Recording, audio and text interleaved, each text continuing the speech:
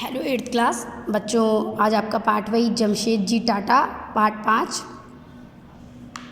इसको खोलिएगा, page number 41 खोलिएगा, उसको हम पढ़ाएंगे आपको। जमशेदजी टाटा के बारे में बताया गया था कि यहाँ पर बताया था उन्होंने रेशमी कपड़े बनाने की एक मिल बना ली थी। इसके आगे पढ़ाएंगे।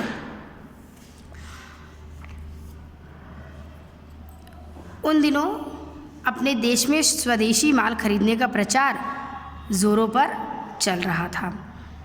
यानी जब जमशेदजी टाटा ने रेशमी और कीमती कपड़े बनाने की मिल की नींव रखी, तो उसी समय अपने देश में, भारत देश में स्वदेशी अपने देश के बने हुए सामान को खरीदने का प्रचार जोरों शोरों पर चल रहा था। और इस प्रचार के कि स्वदेशी माल खरीदो, विदेशी का बहिष्कार करो, इसके मुखिया दादा भाई नौरोजी थे। एक दिन जमशेदजी उनसे मिलने गए। नौरोजी उनकी योजना सुनकर बहुत प्रसन्न हुए। रेशमी कपड़े बनाने वाली मिल की स्थापना की बात सुनकर खुश हुए। उन्होंने कहा, मेरे पास पक्के सबूत हैं कि अंग्रेजी शासन हमारे देश में गरीबी फैला रहा है। कच्चा माल हमारा होता है, वे उसे लंदन ले जाकर अनेक प्रकार की वस्तुएं बना लाते हैं और यहाँ लाकर कई गुना अधिक दामों पर बेच देते हैं। एक तो हमें अपने ही माल के लिए अधिक दाम चुकाने पड़ते हैं, दूसरे हमारे यहाँ नौकरियों का अकाल पड़ता जा रहा है। दिनों दिन गरीबी बढ़ती जा रही है, क्योंकि इस तरह से मिलें, कारखाने कुछ है नहीं, तो लोग नौकरी क्या करेंगे। इस तरह से हमारे देश में नौकरी और गरीबी, नौकरी का अकाल होता जा रहा है और गरीबी बढ़ती जा रही है। पेज नंबर 42 बच्चों।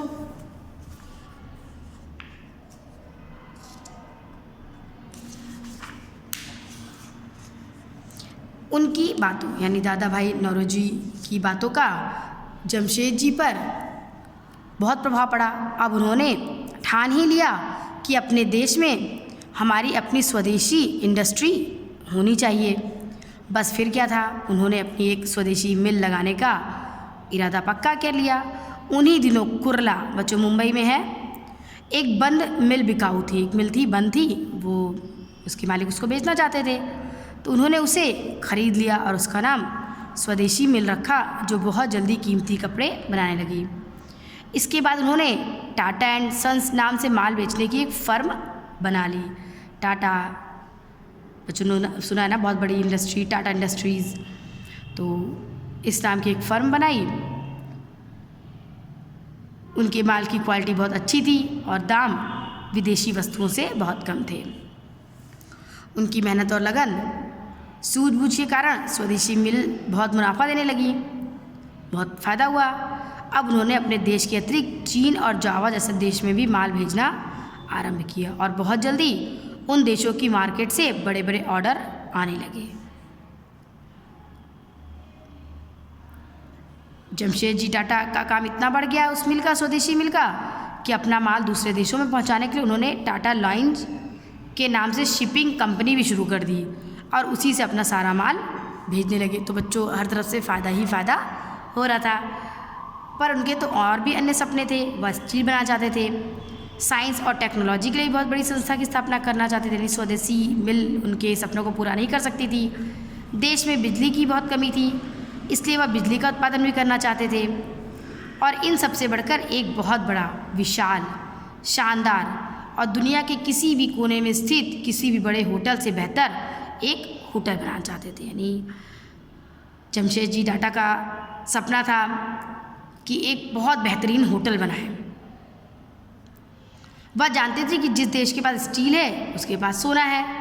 स्टील मिल लगाने के लिए बहुत अधिक संख्या में बिजली की आवश्यकता होगी, उसका संचालन तथा विस्तार करने के लिए आधुनिक टेक्निक की आवश्यकता होगी और विदेशों से आने वाले मेहमानों के लिए उनके देश से भी अधिक सुविधाओं वाला एक होटल यहाँ बनाना अति आवश्यक होगा। यानी उनके व्यापार से संबंधित, व्यवसाय से संबंधित जो विदेशी आएंगे तो उनको ऐसी जगह रुकने के लिए देनी है जो उनके खुद के देश से भी बेहतर हो। इसलिए टाटा जमशेदजी टाटा का मन था एक होटल बनाने का।